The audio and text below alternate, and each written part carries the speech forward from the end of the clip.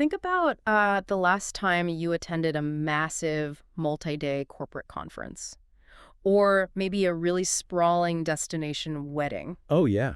The logistics for those can be just a total nightmare. Right. You probably spent way more time, navigating shuttle bus schedules or staring out the window in gridlocked traffic. And waiting in endless lines for, like, lukewarm coffee. Exactly. You spend all this time doing that instead of actually networking or celebrating. It's a huge issue. Yeah. The modern events industry is finally starting to realize they're losing literally millions of dollars in human capital to this. And immeasurable amounts of goodwill, too. I mean, we can basically call it logistical friction. Logistical friction, yeah, that's the perfect term. Yeah. Because it is a massive drain on the actual purpose of gathering in the first place. Welcome to the deep dive.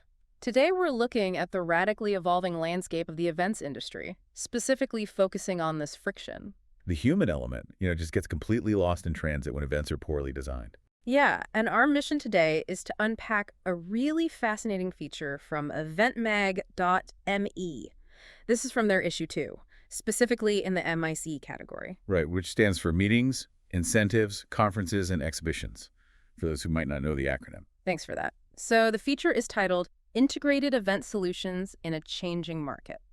And the core theme here is how the very concept of a venue is radically changing. It really is. Clients, they no longer just want a space to rent. They don't just want 4 static walls and a roof anymore. No, they are demanding fully integrated solutions. They want accommodation, infrastructure, catering, operations, all happening within a single, highly intelligent environment. And that demand is entirely reshaping urban hospitality, especially in these rapidly evolving, high-density global hubs like Dubai. Because in a sprawling metropolis, complexity is basically the enemy of a successful event. Exactly. I mean, think about the traditional model. It was highly fragmented. A planner would book a block of hotel rooms in one district. Then lease a convention center in another district. Right. And then maybe contract a restaurant for a networking dinner somewhere else entirely.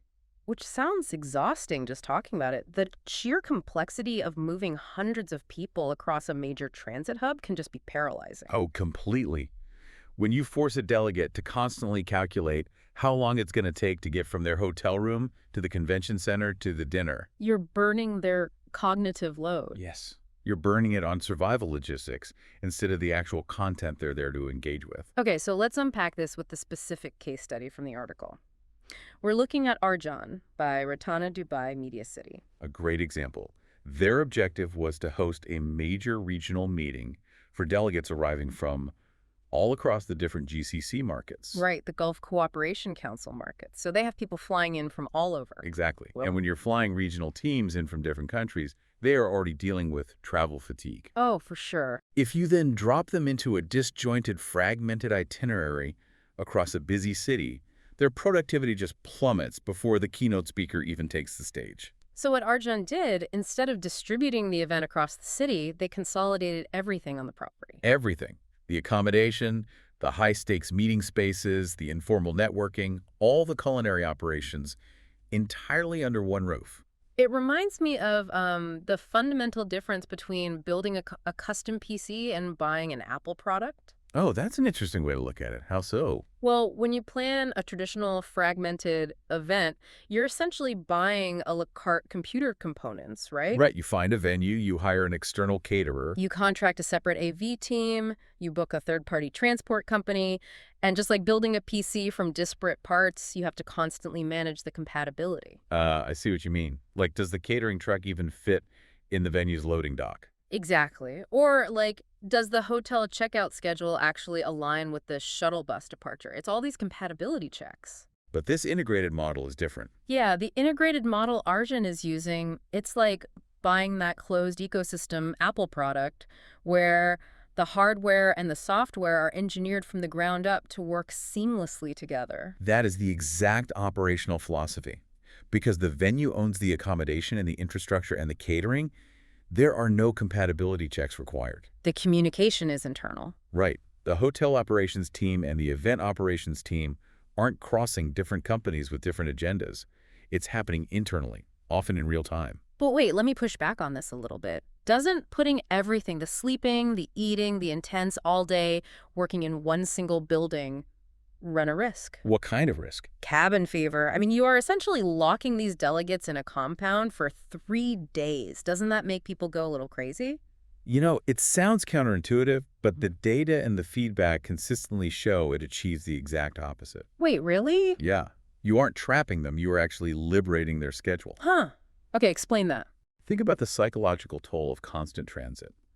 When delegates can literally take an elevator directly from their suite to the boardroom, you completely eliminate the stress of traffic. And the anxiety of being late, yeah. And just the physical exhaustion of moving a massive group of people from point A to point B, the mental bandwidth saved there is huge. That does make sense. You're giving them their time back. Exactly. It's channeled entirely into the actual purpose of the event. Like, if a session ends at 5 p.m. and the dinner isn't until 7, in a fragmented event, they'd be stuck in a holding pattern in some random lobby somewhere. Which is miserable. Right, but in an integrated venue, they can go back to their room, decompress, take a shower, maybe make a private phone call. And then just walk downstairs when it's time. You're giving them autonomy within a controlled environment. Which vastly improves the guest experience. But, okay, to my point about cabin fever, that autonomy only works if the environment itself is highly dynamic, right? Precisely. If you keep delegates in one contained footprint for multiple days, the venue cannot just be a static box. It has to constantly shift and adapt its physical reality. Which brings us to the operational choreography. Because the corporate program at Arjaan didn't just have one mode. No, it required multiple, vastly different formats, all operating on this hyper-compressed timeline. They had intense business presentations, small breakout discussions, informal networking sessions. And private dining experiences, Yeah. all unfolding basically back to back. Here's where it gets really interesting to me. How does a venue actually pull that off mechanically? It's where the invisible machinery of an integrated venue really gets tested.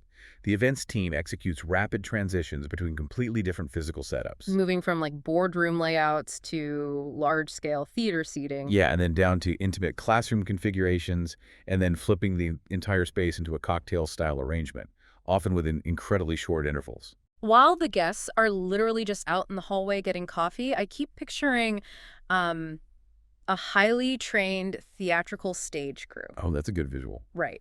You go to a play, the lights drop to black, and a crew scurries out to change the entire set from a Victorian living room to a dense forest in 60 seconds without anyone noticing. It's very much like that. But a hotel ballroom isn't a Broadway stage. What's the actual mechanism making these rapid flips possible? Well, it requires a massive amount of hidden infrastructure. The physical setups, the chairs, the modular tables, the AV equipment, they're all designed for rapid deployment. Okay, but where do they put it all? That's the secret. The architecture of the venue itself. Integrated venues utilize deep service corridors, hidden staging areas, modular acoustic walls. Oh, wow. So they're building it out of sight. Exactly. It allows the staff to pre-build the next environment right next door. When the session ends, the wall opens, the new environment is revealed, and the old one is struck from behind the scenes. So the operational focus isn't just on the setups themselves, it's on the coordination between them. The rigorously maintained timing. The true measure of a multi-day program's success is ensuring the guest flow remains completely uninterrupted by the logistics. It's not just the furniture moving around either. The F&B strategy, the food and beverage, is treated as a core part of this event design. It really is. It isn't just a standalone service where someone, rolls in a cart of lukewarm coffee at 10 a.m. anymore. Thank goodness. Right. The culinary strategy is arguably the most powerful tool a venue has to dictate the room's environment.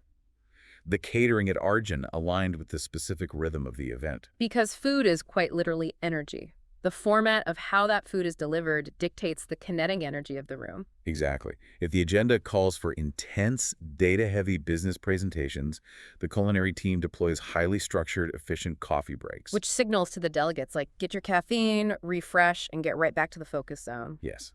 But then when the agenda shifts to ideation or networking, the kitchen shifts to a lighter menu with high-top tables and grazing stations.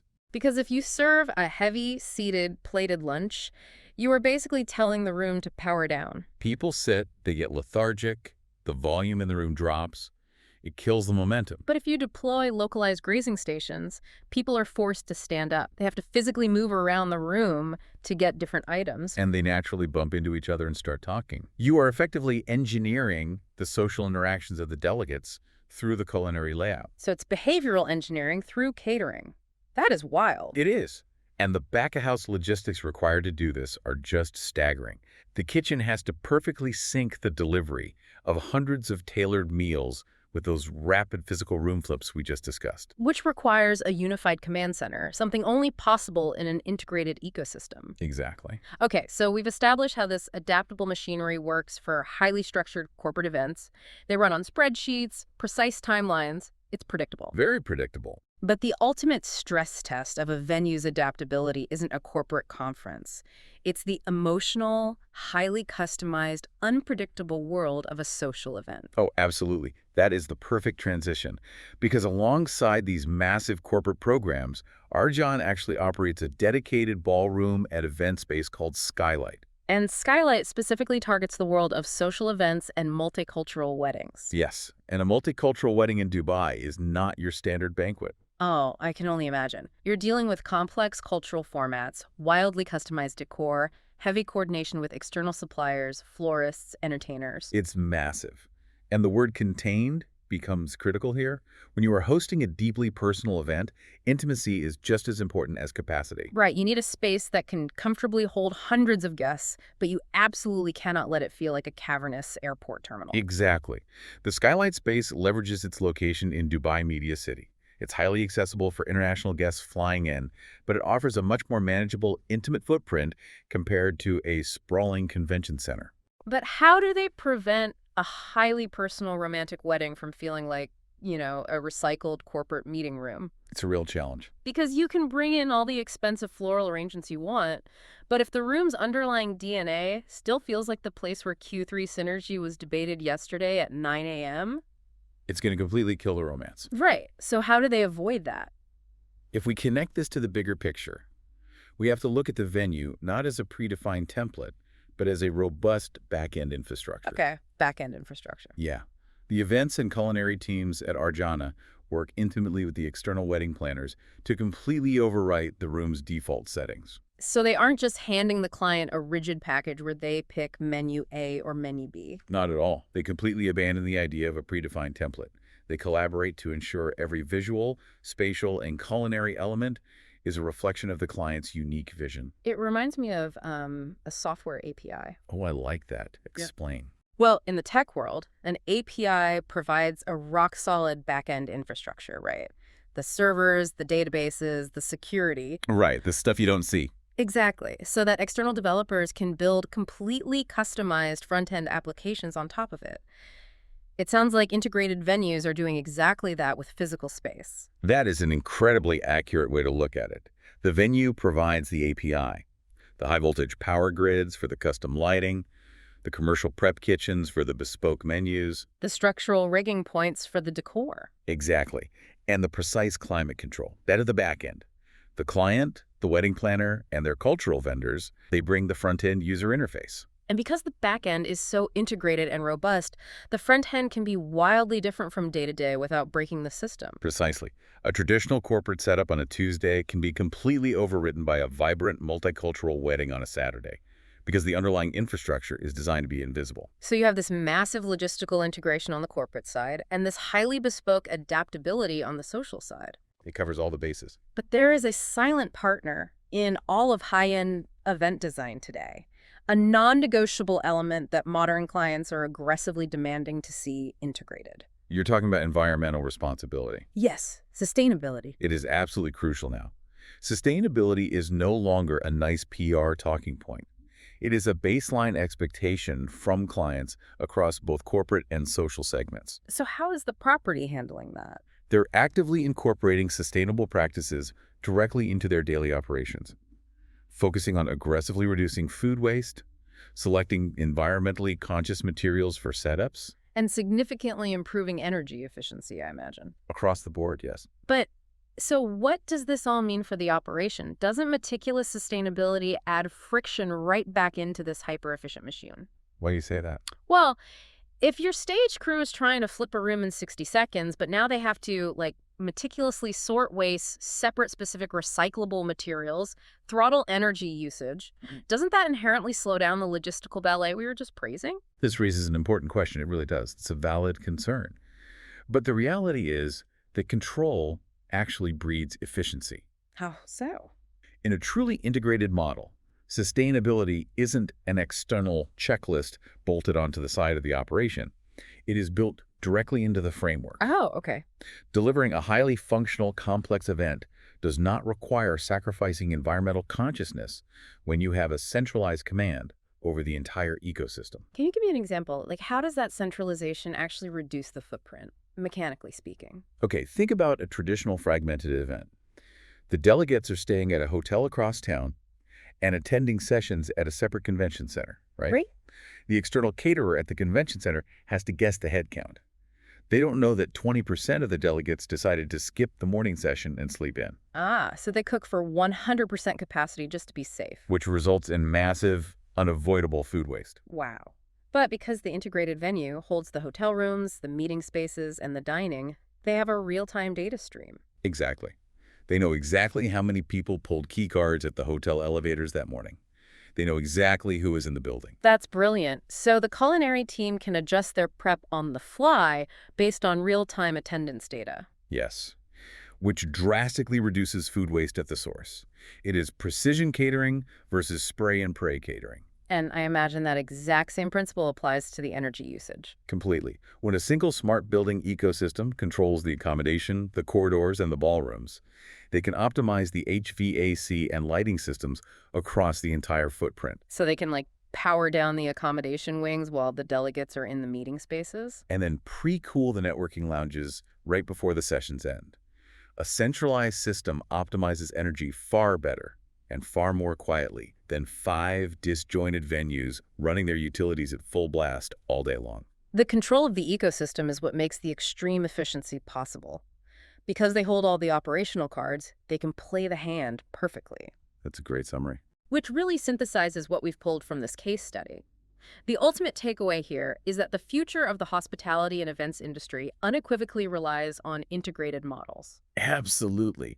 The arms race of just building bigger and bigger static halls to focus on sheer scale alone is over. Right, the true focus is on deep structural adaptability, understanding a client's specific, nuanced objectives, and then delivering an environment that perfectly balances hardcore logistical functionality with a seamless, personalized guest experience. And that perfect balance is achieved exclusively through the removal of friction. Whether it's minimizing transit fatigue for regional corporate delegates or tailoring the culinary rhythm to directly dictate the kinetic energy of a room. Or transforming a robust back-end infrastructure into a bespoke multicultural wedding. Or even using centralized data to build sustainability directly into the operational DNA. It all comes down to building systems that serve the people, rather than forcing the people to navigate a broken system. You stop managing the transit and you start managing the purpose. Exactly, which is a lesson that scales far beyond professional event planners. Oh, definitely. For you listening right now, whether you're tasked with planning an intensive off-site strategy session for your startup,